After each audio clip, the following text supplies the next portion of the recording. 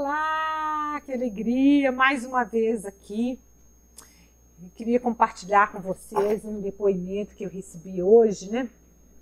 O tanto que está sendo assim um sucesso o movimento da minha sobrinha, né?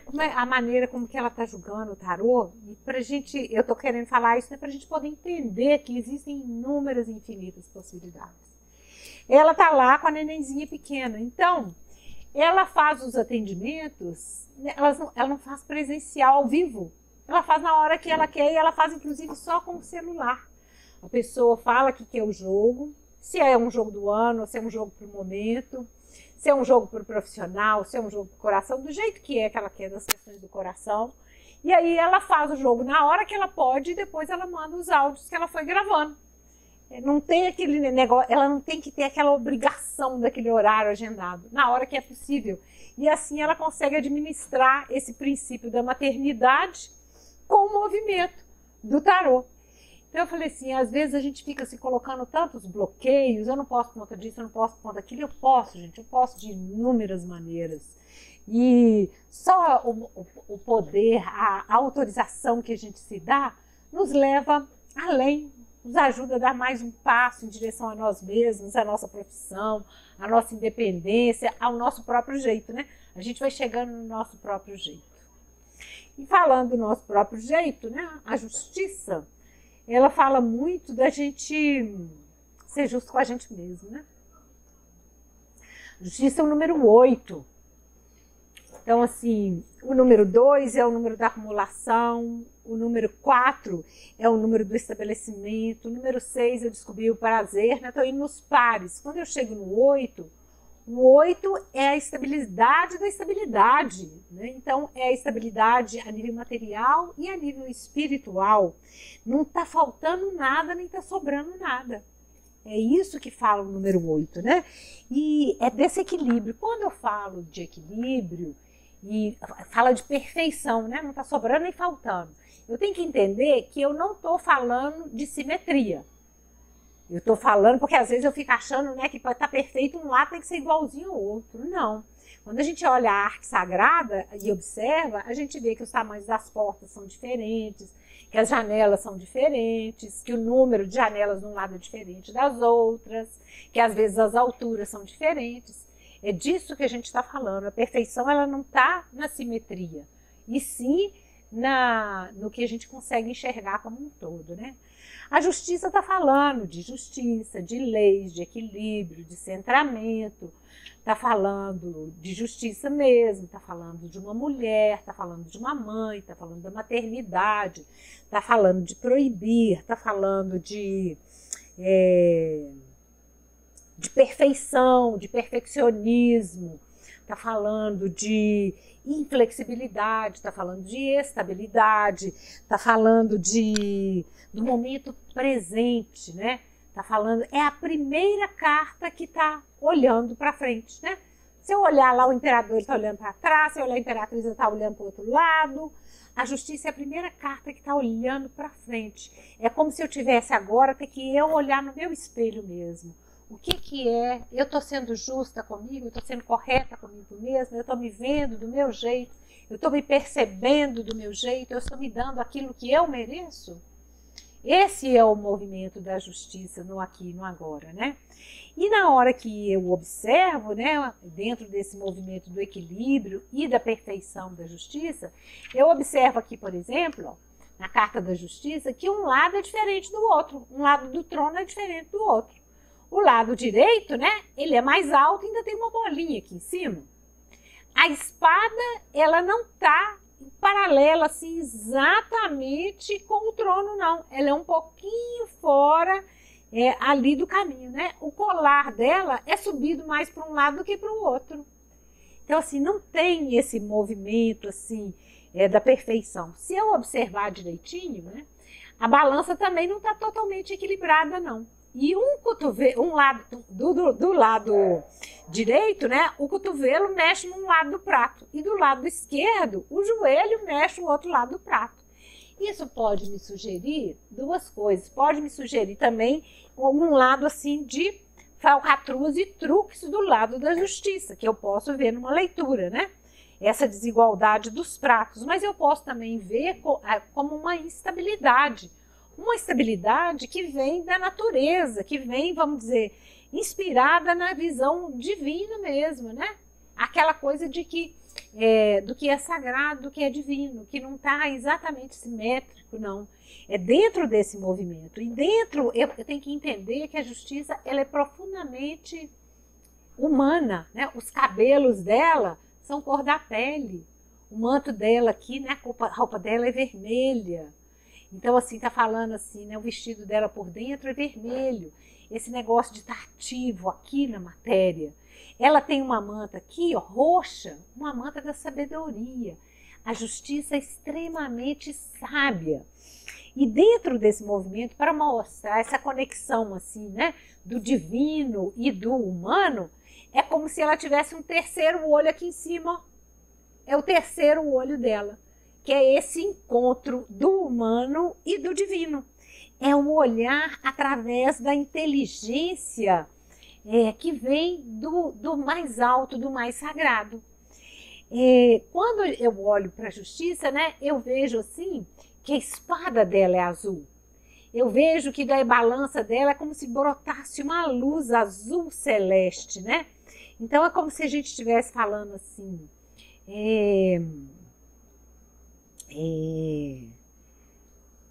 um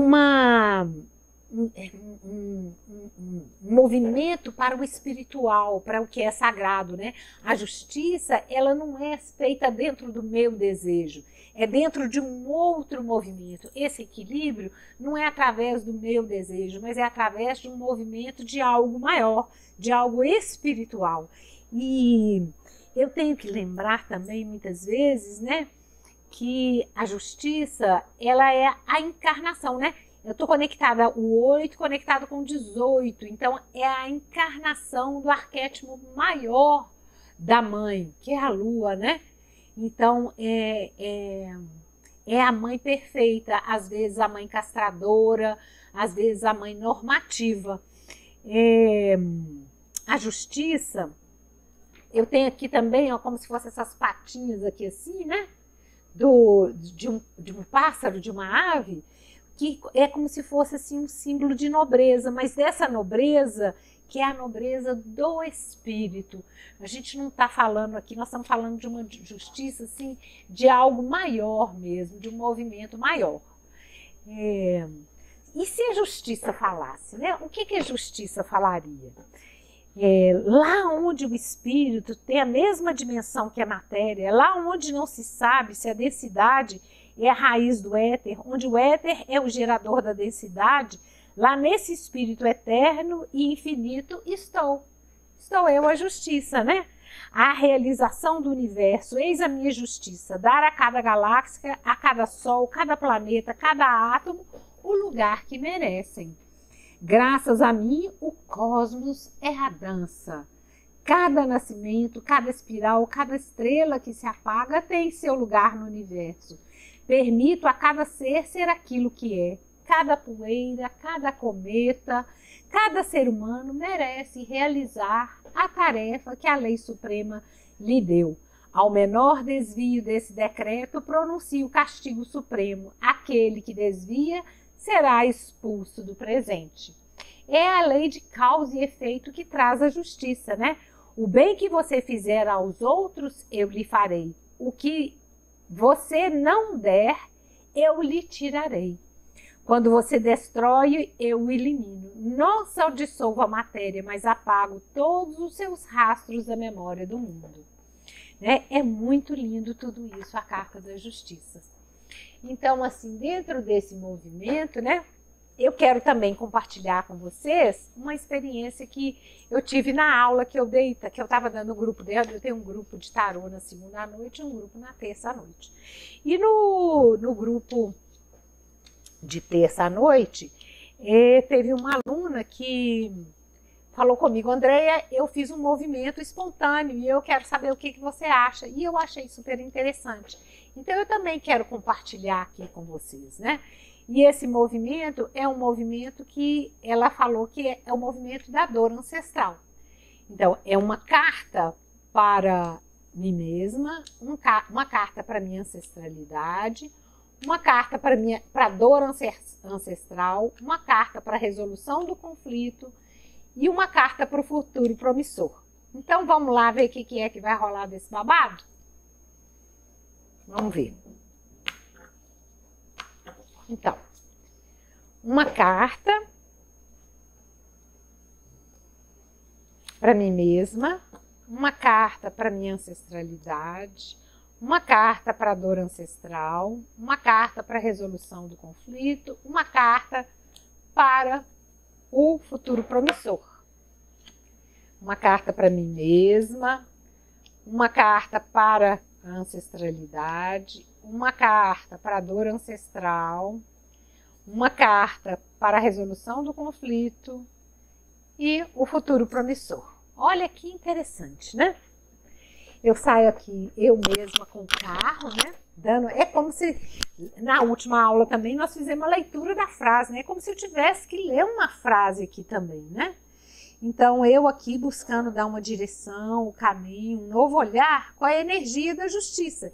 E é interessante que na hora que eu vejo, já tem a justiça aqui como o futuro promissor. Então, é como se eu já estivesse pulsando esse caminho. Como se eu olhasse e falasse, olha, eu estou no caminho. Eu estou vendo o caminho de chegar lá. Aí eu vejo aqui, né? Olha que interessante. A ancestralidade é o Papa com a energia do 7. Então, é como se eu também tivesse que olhar para isso realmente. Tem algum movimento, né? Provavelmente ligado às crenças e talvez ao masculino, que não me autorizou a acreditar. E é ligado à família mesmo, porque provavelmente acreditar plenamente no masculino. Porque eu tenho aqui a estrela com a energia do julgamento. Né? O julgamento fala de família, a estrela é acreditar. Então, como se tivesse uma crença, o carro também tem um movimento do masculino, do amante. Eu estou vendo tudo isso aqui como um movimento de um desejo de mudança, porque quando eu vejo os dois juntos, inclusive eu vejo louco aqui, né? 5 com 17, 22. Um desejo de mudar esse padrão, dessa relação com o homem. E aí, qual que é o convite que vem? O convite aparece a roda da fortuna com a energia da temperança. É como se falasse, olha, vamos fazer a mudança, dá o primeiro passo em direção a essa harmonia, busca esse movimento, pega essa manivela e roda, faz o movimento. E aí, se eu fizer o movimento, o que que eu vou alcançar? Eu vou alcançar a justiça com a energia da carta da morte. Eu vou conseguir a mudança. Olha que coisa mais bacana e mais gratificante. Eu verdadeiramente adorei. Eu gostei. Eu achei extremamente positivo esse jogo para mim. E entendi alguns babados aqui dentro da minha cabeça. Muito, muito interessante. 2, 29, 39 com 8, 47, 4 mais 7, 11. A força. Na hora que eu reduzo tudo, dá a força. Então, assim, reconhecer os meus potenciais, a força disponível, para me poder fazer esse movimento, sem querer controlar. Reconhecer aquela força que amansa, é uma força que traz o meu poder pessoal, que me traz para mim mesmo, sem querer controlar nada, mas dar esse passo em direção a esse reconhecimento, essa possibilidade interna dentro de mim. Uma alegria estar aqui com vocês, né? Poder compartilhar esses conhecimentos. E para você que já é tarólogo, né? O próximo passo é realmente poder fazer um aprofundamento, uma mentoria, poder entender esse movimento do tarô e das constelações, os dois juntos, fazer esse movimento, um próximo caminhar. Para você que ainda não é tarólogo, que quer se tornar tarólogo, o próximo passo é o curso do tarô, né? E para você que ainda está na curiosidade, é seguir aqui com a gente, que a gente está sempre fazendo movimento. Olha para os jogos, olha para as dicas, para as coisas que a gente está falando, para os movimentos que a gente está trazendo. Então, o convite é seguir junto. Vamos seguir junto? Um abraço e até a próxima!